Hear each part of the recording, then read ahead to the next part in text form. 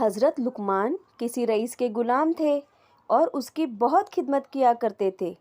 یہ رئیس ان کی خدمت گزاری، دانائی اور ایمانداری سے بہت متاثر تھا۔ ان کو بہت عزت دیتا اور بہت محبت کرتا تھا۔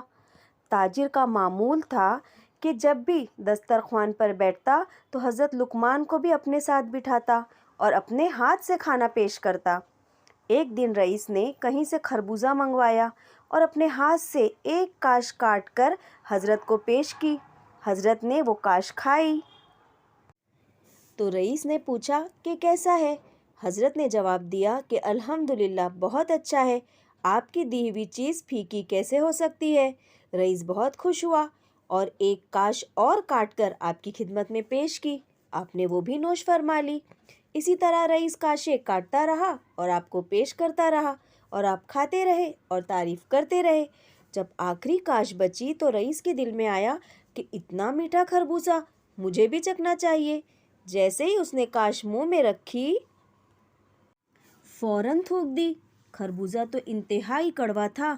رئیس بڑا حیران ہوا اور اس نے حضرت لقمان سے پوچھا کہ حیرت ہے، آپ اتنا کڑوا خربوزہ میٹھا کہہ کر کھاتے رہے، کیا وجہ تھی کہ تم نے مجھے بتایا نہیں؟ حضرت لقمان نے سر جھکا لیا اور آہستہ آواز میں بولے، آقا، میں نے آپ کے ہاتھوں سے دنیا کی شاندار نعمتیں کھائی ہیں۔ یہ پہلی نعمت تھی جو ذرا سی کڑوی تھی۔ میری غیرت نے گوارا نہیں کیا کہ ایک ایسے شخص سے شکایت کروں جس نے ہمیشہ مجھے پہلے کھلایا اور بہت اچھا کھلایا۔ آقا، میں آپ کے مہربان ہاتھوں سے زہر تک کھا سکتا ہوں، تو یہ کڑوا خربوزہ کیا چیز ہے؟ یہ سن کر رئیس کی آنکھوں میں آنسو آ گئے۔ سچ، مجھے بھی یہ واقعہ سوچ کر رونا آ جاتا ہے کہ ہم ذرا سی تکلیف پر اللہ سے شکوہ کر دیتے ہیں کہ میرے ساتھ ہی ایسا کیوں ہوتا ہے۔ کبھی یہ نہیں سوچا کہ اس مالک کی ہزارہا نعمتیں استعمال کر رہے ہیں، ہوا، پانی، روشنی، پھل، غذا، اور ان کے علاوہ کتنی نعمتیں ہیں جو مسلسل استعمال کر رہے ہیں، لیکن جب کبھی ذرا سی تکلیف آ جائے، مشقت آ جائے، بیماری آ جائے، کوئی محرومی آ جائے تو فوراً شکوہ کر دیتے ہیں کہ میرے ساتھ ہی ایسا کیوں ہوتا ہے۔